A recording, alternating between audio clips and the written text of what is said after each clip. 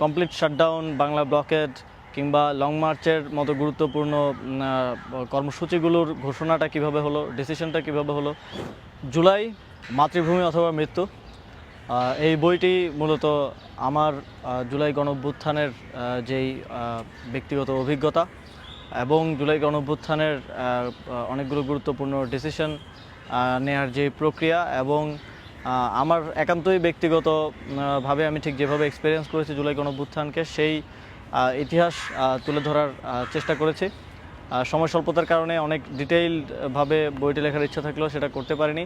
অনেকগুলো ঘটনায় আমি ডিটেইলে না গিয়ে সেই ইতিহাসের ধারাক্রমটা উল্লেখ করার চেষ্টা করেছি। তবে আমি মনে করি যে এই বই থেকে আপনারা জুলাই গণঅভ্যুত্থানের অনেক সিদ্ধান্তের ব্যাপারে জানা অজানা অনেক কিছু জানতে পারবেন এবং অনেক অভ্যন্তরীণ বিষয়ে জানতে পারবেন।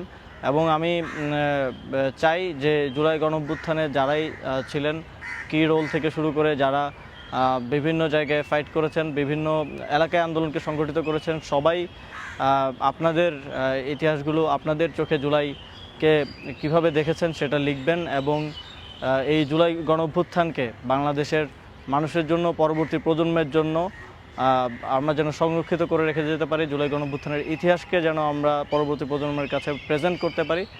সেজন্য আপনারা আপনাদের পার্টগুলো লিখবেন। আমি আমার পার্টগুলো যতটুকু পেরেছি লিখেছি এবং ভবিষ্যতে আরও ডিটেইল ভাবে আপনাদের সামনে উপস্থাপন করার চেষ্টা করব।